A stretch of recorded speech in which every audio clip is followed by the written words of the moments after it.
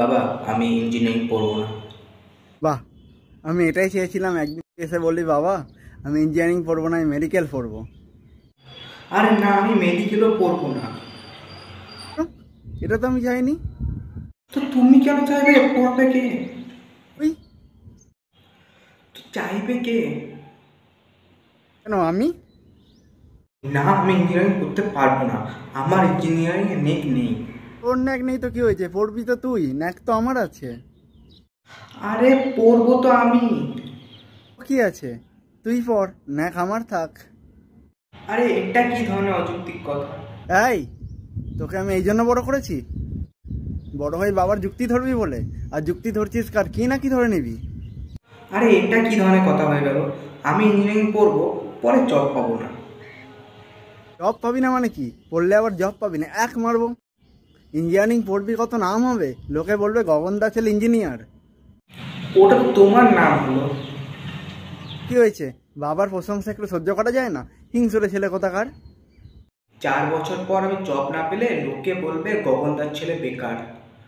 তবে আমি জানি না, আমি যদি 4 বছরের মধ্যে মরে যাই, আমার ছেলে ইঞ্জিনিয়ার এটা বলে আমি মরতে চাই। কিন্তু ইঞ্জিনিয়ারিং পড়লে আমি তো 4 বছরের মধ্যেই মরে যাব। তাই এসব কি ধরনের কথা, 4 বছরের মধ্যে মরে যাব? এসব বলতে নেই, 4 বছর পরে মরবি। না, আমি ইঞ্জিনিয়ারিং পড়বো না।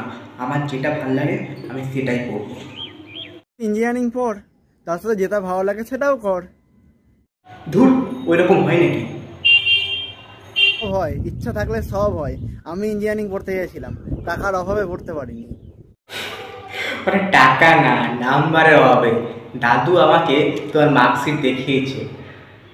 এই, লজ্জা করে না?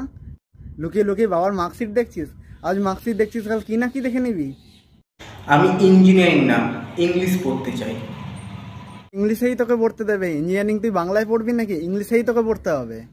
আরে বাবা, আমি ইংলিশ সাবজেক্টটা নিয়ে পড়তে চাই। তো ইংলিশ নিয়ে পড়ে তুই কি করবি?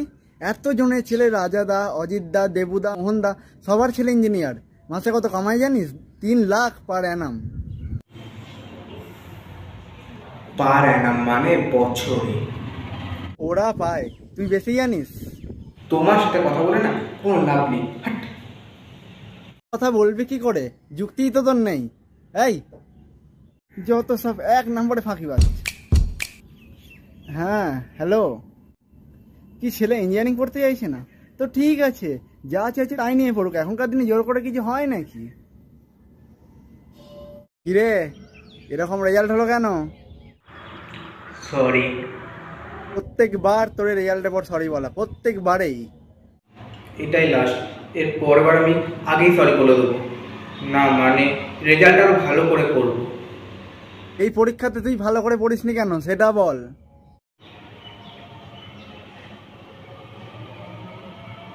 এই, কারণ বল, কেন পড়িসনি? প্লিজ বাবা, এবার ছেড়ে দাও না। পরের বার তুমি দেখবে আমি কারণ বলেই ছাড়বো। না মানে রেজাল্ট আরো ভালো করে ছাড়বো। এই, তুই পড়াশোনা ছেড়ে যেত, ছেড়ে তুই পড়াশোনা, তোকে পড়াশোনা করতে হবে না। প্লিজ বাবা, তুমি এরকম করো না। আমি প্রত্যেকবার এরকম বলে আবার পড়াশোনা স্টার্ট করে দিই। তোর লজ্জা করে না? তুই অঙ্কে 30 পেয়েছিস, অঙ্কে 30, এটা কি করে হয়? বাবা, আমিও বুঝতে পারছি না এটা কি করে হয়ে গেল। আমি 28 নম্বর লিখে এসেছিলাম, 30 কি করে পেয়ে গেলাম? এত কম নাম্বার কি করে হলো তোর, সেটা বল। ওর এত প্র্যাকটিসের অভাব না। আমি প্রমিস করছি পরের বার থেকে ভালো করে প্র্যাকটিস করবে রোহিত। কে রোহিত? এক্সাম হলে আমার সামনে বসে। তোর পড়াশোনার ইচ্ছে আছে কি নেই?